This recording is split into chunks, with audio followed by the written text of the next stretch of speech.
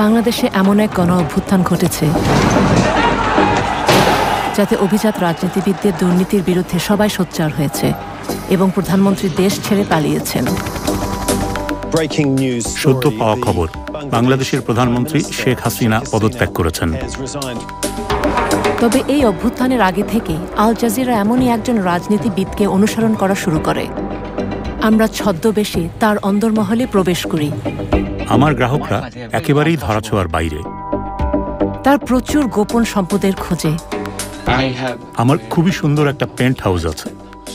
বিভিন্ন বাধা পেরিয়ে আপনি বড় প্রকল্প নিলেই কর্তৃপক্ষ সজাগ হয়ে যায়। তিনি লন্ডনে তার সম্পদ উপভোগ করছেন। আমি স্যুট ভালোবাসি, সুপার 200, দাম ৬,০০০ পাউন্ড। তার সম্পদের বিষয় খুব বাড়তে থাকায় আমরা মন্ত্রীর মিলিয়ন মিলিয়ন ডলার সম্পদের খোঁজে নামি।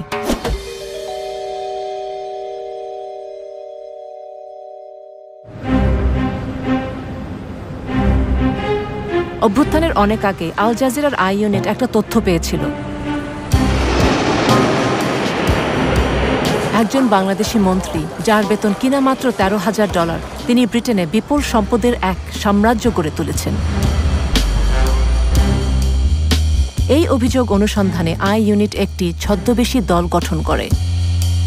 2023 সালের মধ্যে, অর্থাৎ যেটা ছিল গণ অভ্যুত্থানের আগের বছর, আমাদের ছদ্মবেশী প্রতিবেদকরা মন্ত্রীর ঘনিষ্ঠ লোকজনের কাছে পৌঁছায় এবং তার $1,40,00,000 লন্ডনের বাড়িতে আমন্ত্রণ পায়। হ্যালো মিস্টার লি, প্লিজ আসুন, স্বাগতম। হ্যাঁ, এটা খুবই নিরিবিলি একটা বাড়ি। আমার নিরাপত্তার জন্য খুবই সুরক্ষিত এমন একটা বাড়ি প্রয়োজন ছিল। মোট কত তলা? 5 তলা। এটা আমাদের সিনেমা হল। এটা আমার নতুন রোলস।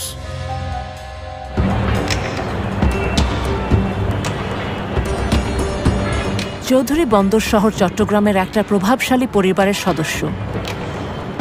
তিনি প্রধানমন্ত্রীর খুবই কাছের ও বিশ্বস্ত। 2014 সালে এমপি ও প্রতিমন্ত্রী হন এবং 2019-এ শেখ হাসিনা তাকে পদোন্নতি দিয়ে ভূমি মন্ত্রণালয় প্রধান করেন। আমার বাবা প্রধানমন্ত্রীর খুব ঘনিষ্ঠ ছিলেন। সত্যি বলতে আমিও। উনি আমার বস।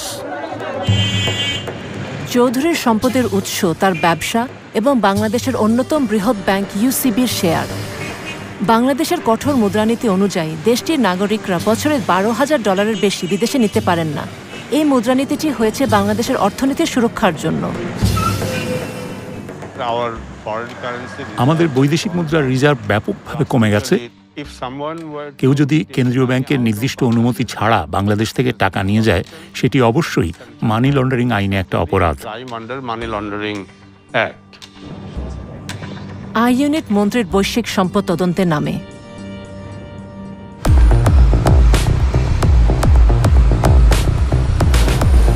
প্রথমে আই ইউনিট দেখার চেষ্টা করে মন্ত্রীর কি পরিমাণ সম্পত্তি ব্রিটেনে আছে। ফলাফল চমকে ওঠার মতো। চৌধুরী ডেভেলপারদের কাছ থেকে বাড়ি কেনার জন্য বেশ কিছু কোম্পানি তৈরি করেন। 2016 থেকে 2021 সালের মধ্যে তিনি যুক্তরাজ্যে 265টি বাড়ি কিনেছিলেন। তিনি প্রধানত বার্কলি গ্রুপের মতো শীর্ষ ডেভেলপারদের কাছ থেকে কিনেছেন।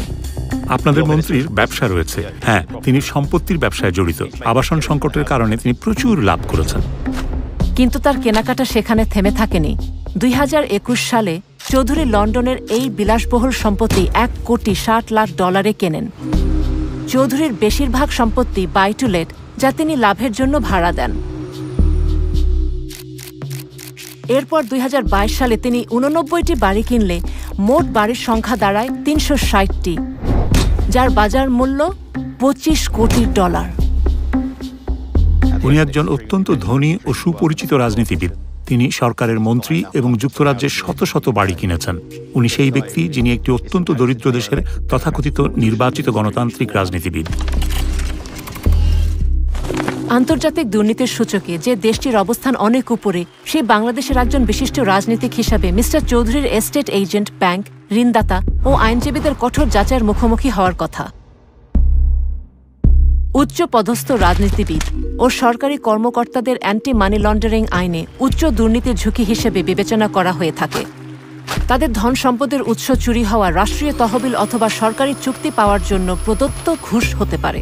তাদের রাজনৈতিক ক্ষমতার অধিকারী ব্যক্তি পিইপি হিসেবে চিহ্নিত করা হয় এবং তাদের বাড়তি যাচাইয়ের প্রয়োজন হয়।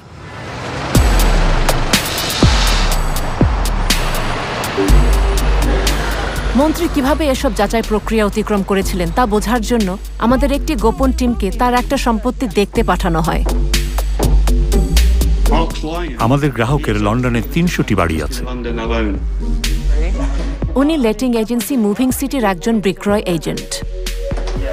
তিনি লন্ডনে আসেন, কয়েকটি বাড়ি কেনেন, তারপরে চলে যান। লকডাউনের সময় তিনি যুক্তরাজ্যে নতুন বাড়ি কেনার জন্য ২০ কোটি পাউন্ড ব্যয় করেন।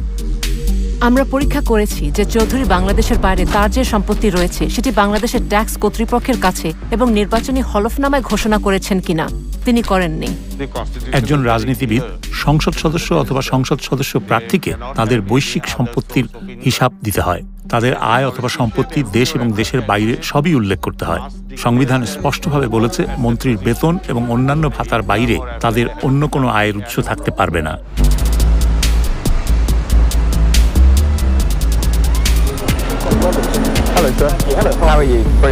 আমরা যেমনটা ভেবেছিলাম, এজেন্টই আমাদের তার বসের সাথে পরিচয় করে দিতে চাইল। রিপন মাহমুদ একজন এস্টেট এজেন্ট, যিনি মন্ত্রীর নিজ শহর চট্টগ্রাম থেকে এসেছেন। তিনি সাইফুজ্জামান চৌধুরীর মতো ধনী গ্রাহকদের সাথে গোপনে কাজ করেন। আসলে আমার গ্রাহকরা এমনই, আমাকে ভুল বুঝেন না, তারা ধরাছোঁয়ার বাইরে। আপনাকে বিশ্বাস করে টাকা বিনিয়োগ করে, 1 কোটি, 5 কোটি ডলার, এটাই হচ্ছে।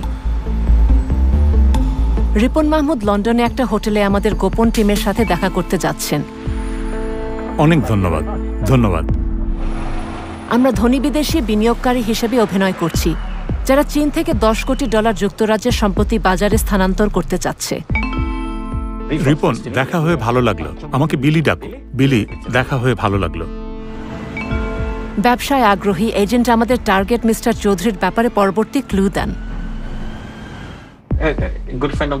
আমার একজন ভালো বন্ধু মিস্টার সি, এই লোকটা ঠিক যেটা আপনি আমার কাছে চাচ্ছেন, প্রায় ঠিক সেটাই আমি তার জন্য করেছি। তিনি দুবাইয়ের না, চীন না, উনিও বিদেশি। হ্যাঁ, অবশ্যই তিনি একজন পিইপি এবং বিদেশি। তিনি একজন মন্ত্রী, একজন ক্ষমতাধর মন্ত্রী। তিনি বুদ্ধিমান, তিনি বড় প্রকল্পে যান না। যখন আপনি বড় প্রকল্পে যান, কর্তৃপক্ষ সতর্ক হয়ে যায়। বড় টাকা, বড় সংখ্যা সবাইকে সতর্ক করে দেয়। আপনি বুঝতেই পারছেন আমি কি বলছি। তাই তিনি 1 কোটি আনেন। আপনি বুঝতে পারছেন তো আমি কি বলছি? এবং উনি বলেন আমি নগদে কিনিনি, ব্যাংক আমাকে টাকা দিয়েছে। রিপন যখন মন্ত্রীর ব্যবসা দেখছে, তখন বাংলাদেশের সাধারণ নির্বাচনও বেশ ঘনিয়ে এসেছে। হাসিনার সরকারের একজন গুরুত্বপূর্ণ ব্যক্তিত্ব হিসেবে দুর্নীতি নির্মূলের কথা দিয়ে তিনি বেশ প্রচারের আলোতেও এসেছেন। এদিকে আমাদের লন্ডনের টিম একটা গুরুত্বপূর্ণ তথ্য পেল যে মন্ত্রীর যুক্তরাষ্ট্রের সম্পত্তি আছে।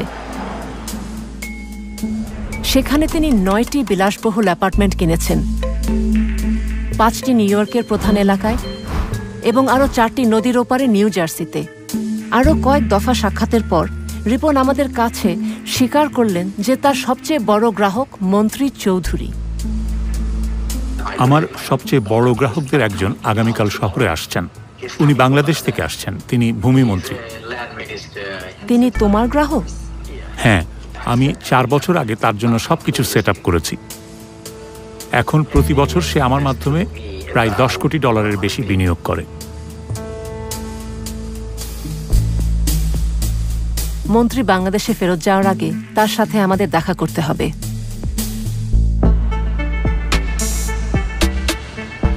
কিন্তু রিপন বলল যে প্রথমে আমাদের চৌধুরীর পরামর্শকদের সাথে দেখা করা উচিত।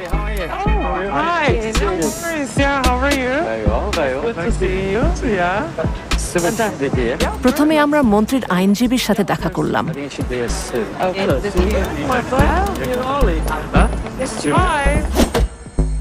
সুবীর দেশাই, মেইফেয়ারের চার্লস ডাগলাস সলিসিটার্সের একজন পার্টনার। তিনি কোম্পানির মানি লন্ডারিং রিপোর্টিং অফিসার হিসাবেও কাজ করেন, যার দায়িত্ব হচ্ছে কোম্পানির আইন কানুন মেনে চলা নিশ্চিত করা। এখানে দেখা যাচ্ছে তিনি রিপন এবং মন্ত্রীকে নিয়ে রাতের খাবার খাচ্ছেন। 2021 সাল থেকে তার প্রতিষ্ঠান চৌধুরীর কোম্পানিগুলোর 100টিরও বেশি ঋণের আইনগত কাজগুলো করেছে, সম্পত্তির পুনঃ অর্থায়নের ব্যবস্থা করেছে।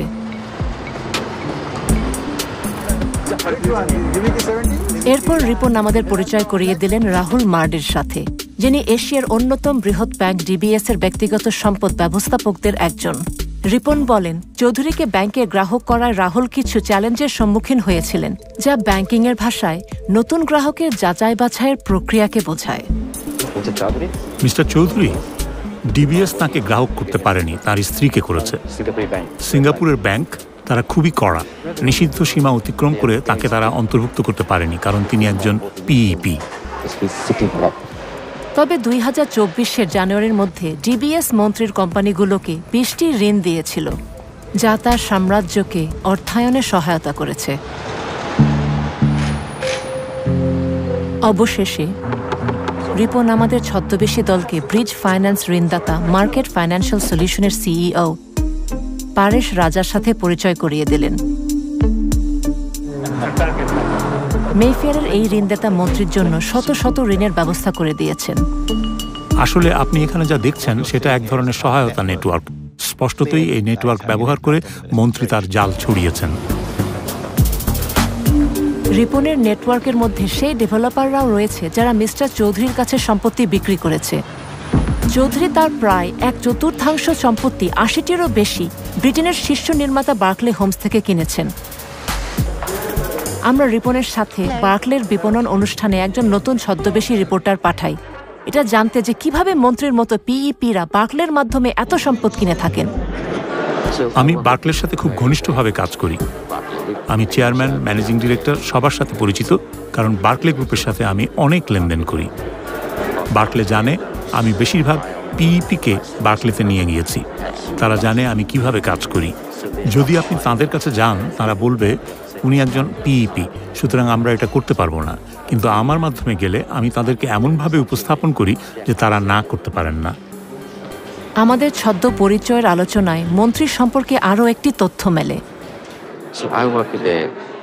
আমি বেশ কিছু পিইপির সাথে কাজ করি। তাদের একজন মন্ত্রী এশিয়ার, তার 300-রও বেশি বাড়ি আছে এবং আমি দুবাইতে এগুলো তার জন্য কিনেছি।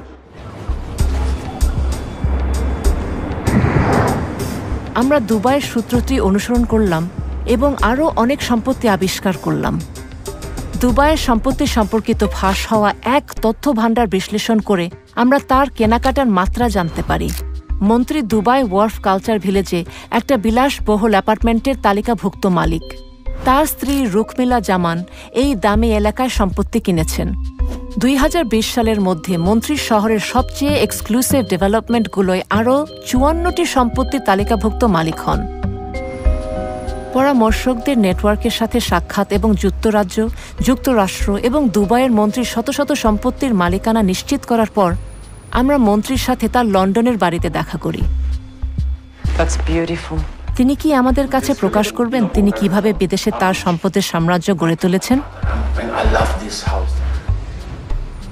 মিস্টার সি সম্পত্তিতে বিশ্বাস করেন, সেটাই তার ব্যবসা। তিনি তার সব লাভ দুবাই আর লন্ডনে বিনিয়োগ করেছেন। লন্ডনে আপনার কতগুলো সম্পত্তি আছে? আমার একটা ভালো পোর্টফোলিও আছে এবং দুবাইয়ে আমার একটা পোর্টফোলিও আছে। আমি ডাউনটাউনে সেরা সম্পত্তি পেয়েছি, দুবাই মলের কাছে অপেরা এলাকায়। আমার একটা খুব সুন্দর পেন্ট হাউস আছে, কিন্তু আমি একটা ভিলাও কিনেছি যার একটা ব্যক্তিগত উপর হ্রদ আছে, সবকিছু আছে। এটা খুব সুন্দর। আমার সিঙ্গাপুর, মালয়েশিয়ায় বাড়ি আছে, নিউ ইয়র্ক, ম্যানহাটনে আমার সম্পত্তি আছে, খুব সুন্দর। মাঠ পর্যায়ে গোপন ফিক্সারের প্রয়োজনীয়তা তিনি ব্যাখ্যা করলেন। আপনি লন্ডন এবং যুক্তরাজ্যে যে সব সম্পত্তি কিনেছেন সেগুলো সবই কি রিপনের মাধ্যমে? ও আমার প্রধান লোক, ও আমার ভাই। আমি অন্য কারোর সাথে কাজ করি না, আমি ওকে বিশ্বাস করি। তিনি স্বীকার করলেন যে প্রধানমন্ত্রী শেখ হাসিনা তার গোপন সম্পদের বিষয়ে জানতেন। তিনি জানেন আমার এখানে ব্যবসা আছে। আমরা জানতে চেয়েছিলাম তার যথেচ্ছ খরচের যোগান আসে কোত্থেকে। পারেশ রাজাকে মনে আছে, যার সাথে আমরা আগে দেখা করেছি? পরেশ আছে, তার বেশ টাকার জোর আছে। আপনি তাকে ভালোভাবে জানেন? হ্যাঁ, অবশ্যই। তিনি আমাকে অনেক টাকা ঋণ দেন। ও, আপনি তাহলে তার সাথে কাজ করেছেন? পরেশ ওনাকে প্রায় $10 কোটি ঋণের ব্যবস্থা করে দিয়েছে। তিনি আমাকে $10 কোটি ঋণের ব্যবস্থা করে দিয়েছেন। পরেশ ব্যাংকিং সেকশনে আছে। মিস্টার সি একজন শক্তিশালী বন্ধু। যে কোনো সমস্যা হলে উনি সাথে সাথে এগিয়ে আসেন। তারপর রাজনীতিবিদ আরও গুরুত্বপূর্ণ বিষয়ের দিকে মনোযোগ দিলেন। আপনার জুতা আমার খুব ভালো লেগেছে। হ্যাঁ, দারুণ জুতা। কোন ব্র্যান্ডের? Taylor made. আমারও টেইলর মেড পছন্দ। আমি হ্যারোডসেও অর্ডার দিয়েছি, কাস্টম মেড। 4 মাস সময় লাগে। আমি কিনেছি। প্রতিটি 3000 পাউন্ডের বেশি। প্রতি জোড়া 3000 পাউন্ড প্রতিটি। এগুলো কি জুতা? উট পাখির চামড়ায় তৈরি। কুমিরের বুকের চামড়ায় তৈরি। সম্পূর্ণ বুকের চামড়ায় তৈরি হলে দাম 6000 পাউন্ড, আর অর্ধেক কুমিরের বুকের চামড়া আর বাছুরের চামড়া অর্ধেক মিলিয়ে তৈরিটার দাম 3000 পাউন্ড। খুবই ভালো। 4 মাস লাগে বানাতে। প্রতিবার তিনি এখানে আসলে 2 থেকে 3 লাখ পাউন্ড স্যুট কিনতে ব্যয় করেন। আমি স্যুট পছন্দ করি। সুপার 200, সুপার 180, সুপার 200-এর দাম 6000 পাউন্ড। ক্যানালি বন্ড স্ট্রিটে আমি শুধু যাই এবং কিনি, তারাই বাসায় পৌঁছে দেয়। স্যুট, জুতো, রোলস রয়েস, বাড়ি। কিন্তু এত সব কেনার টাকা কিভাবে এখানে লন্ডনে আসলো? মনে আছে তো, বাংলাদেশ থেকে বছরে কেবল $12,000 বিদেশে নেওয়া যায়। আমরা শেষ পর্যন্ত সবচেয়ে স্পর্শকাতর বিষয়ে উপনীত হলাম, বাংলাদেশের কঠোর মুদ্রানীতি। মন্ত্রী সাহেব, আপনি এখানে কিভাবে টাকা বিনিয়োগ করলেন? বাংলাদেশ থেকে কিভাবে টাকা এখানে আনলেন? আমার দুবাইয়ে একটা ব্যবসা আছে। আমি দুবাইয়ে একটা রিয়েল এস্টেটে কেনাবেচার ব্যবসা করি। তাই আমি দুবাই থেকে এখানে টাকা আনি এবং তারপর এখান থেকে একটা ঋণ নেই। কিন্তু টাকা কিভাবে দুবাইতে এলো সেটার ব্যাখ্যা করেছে রিপন। কিন্তু তার দুবাইয়ের ওই কোম্পানিগুলোকে তিনি ব্যবহার করেন তার বাংলাদেশি কোম্পানিগুলোর সাথে লেনদেনে। হ্যাঁ, ট্রেডিং ও অন্যান্য সব কাজ। বাংলাদেশের আর্থিক কর্তৃপক্ষের বোধহয় এ বিষয়ে পর্যালোচনা করা উচিত। যখন আমরা আমাদের বানানো গল্পটা বললাম যে আমাদের চীন থেকে $10 কোটি স্থানান্তর করতে হবে, তখন মন্ত্রী আমাদেরকে একটা দারুণ লোভনীয় প্রস্তাব দিলেন। দুবাইয়ে আমার একজন আছেন। আমি তাকে জিজ্ঞেস করতে পারি তিনি চীনে টাকা নিয়ে দুবাইতে দিতে পারবেন কিনা। এবং তিনি আন্ডারগ্রাউন্ড অবৈধ ব্যাংকিং সম্পর্কেও জ্ঞান রাখেন। দুবাইয়ে আমার যে লোক আছে সে আপনাকে টাকা দিতে পারবে। আমার তাকে জিজ্ঞেস করতে হবে কত টাকা। আপনি $10 কোটি ব্যবস্থা করেন, এটা কোনো ব্যাপারই না। নগদ সে আপনাকে দুবাইতে দিতে পারবে। আমি যদি তাকে বলি, দেখেন দুবাইতে আমি আপনাকে $10 কোটি দেব, আপনার প্রতি আমার পরামর্শ হবে ধীরে ধীরে টাকা চীন থেকে বের করা, আস্তে আস্তে বিভিন্ন চ্যানেলের মাধ্যমে, সরকারি চ্যানেলে না। পরে অবশ্য একটু ভেবে নিয়ে তিনি সহায়তা করতে অস্বীকার করেন। আপনি এতে জড়াবেন না। না, আমি পারবো না, কোনোভাবেই না। সে তোমার সাথে শুধু বন্ধু হিসাবে কথা বলছে। আমার মনে হয় না, যদি এটা সঠিক চ্যানেল না হয়। তিনি জড়িত হতে পারবেন না, আমি জড়িত হতে পারবো না, কোনোভাবেই না। কেন্দ্রীয় ব্যাংক টের পেয়ে যাবে। যখনই সময় পান আমার এখানে এসেন, আমরা কথাবার্তা বলবো।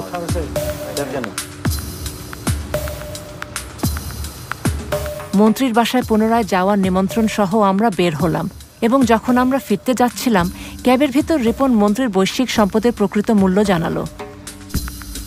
আমি তার হয়ে সবকিছু পরিচালনা করি, সবকিছু সামলাই। আসলে তার নিউ ইয়র্ক আর সান ফ্রান্সিসকোতে $2 কোটি স্টক আছে, কিন্তু দুবাইয়ে তার $19.5 কোটি আছে। এই $19.5 কোটি তিনি দুবাইয়ের রিয়েল এস্টেটে বিনিয়োগ করেছেন। লন্ডনে তার $30 কোটি আছে। আমাদের তথ্য কাজে লেগেছে। আমরা মন্ত্রীর সম্পদের প্রকৃত মূল্য বের করতে পেরেছি, যা প্রায় $70 কোটি। কিন্তু একটা চূড়ান্ত চমক তখনও বাকি ছিল।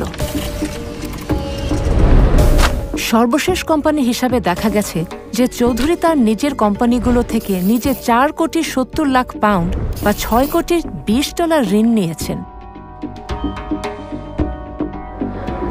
কিন্তু এসবের কিছুই চৌধুরী বাংলাদেশের আয়কর কর্তৃপক্ষের কাছে প্রকাশ করেননি। একজন আইনজীবীর মতে বিষয়টি তাকে ব্রিটেনেও সমস্যায় ফেলতে পারে।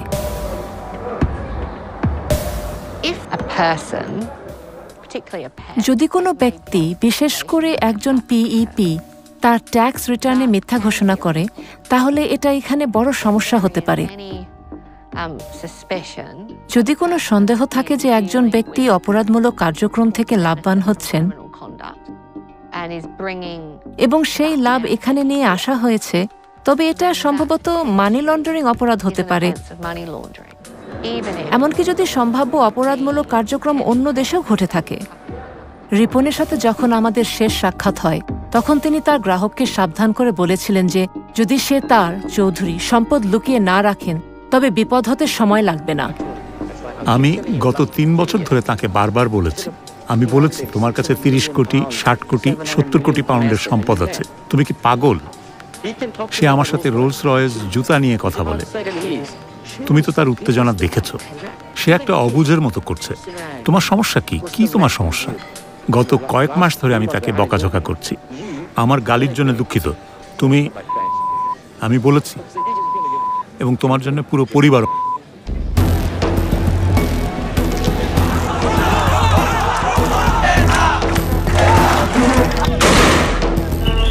বাংলাদেশ যখন বিক্ষোভে ফেটে পড়েছে,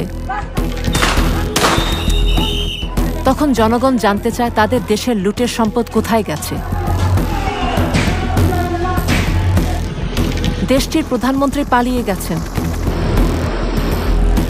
তার সরকারে পতন হয়েছে, সরকার ঘনিষ্ঠরা পালাতে গিয়ে আটক হচ্ছেন।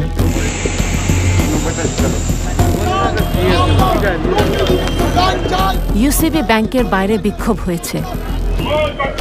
শেয়ার হোল্ডাররা বলছে চৌধুরীরা ব্যাংকটি লুট করেছে। এর কিছুদিন পরই কেন্দ্রীয় ব্যাংক ব্যাংকটির গ্রাহক এবং ব্যাংকটির অস্তিত্ব রক্ষার প্রয়োজন উল্লেখ করে বাংলাদেশের কর্তৃপক্ষ চৌধুরীর ব্যক্তিগত ও ব্যবসায়িক ব্যাংক অ্যাকাউন্টগুলো মানি লন্ডারিং আইন অনুযায়ী স্থগিতের নির্দেশ দিয়েছে। দুর্নীতি বিরোধী নজরদারি সংস্থাগুলো বলছে চৌধুরীদের এসব কাজে সতর্ক ধ্বনি বাজছে। এটা সত্যি যুক্তরাজ্যের জন্য একটা সতর্ক সংকেত হওয়া উচিত। আমাদের যে ফাঁকফোকরগুলো রয়েছে, আমাদের বিধিমালার দুর্বলতা, এবং যদি আমরা লন্ডনকে দুর্নীতিগ্রস্ত এলিটদের কেন্দ্রে পরিণত হওয়া বন্ধে সত্যি সিরিয়াস হই, তাহলে আমাদের আরও শক্তিশালী বিধিমালা এবং তার কার্যকর প্রয়োগ থাকতে হবে। এবং পশ্চিমা দেশগুলোকে অর্থ পাচার রোধে আরও শক্ত ভূমিকা নিতে হবে। উন্নয়নশীল দরিদ্র দেশের সম্পদ সে দেশের মানুষের উন্নয়নে সে দেশেই থাকা উচিত।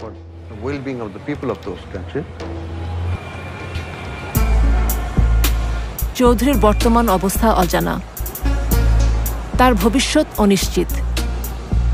কিন্তু আই ইউনিটের হাতে একটি সাম্প্রতিক কল রেকর্ড এসেছে। আপনি কই এখন? আপনি কি বাংলাদেশে? আমি নিরাপদে আছি, আল্লাহ। কিন্তু বেরোতে পারেন নাই? বেরিয়েছি। ওয়াও, কোথায় আপনি এখন?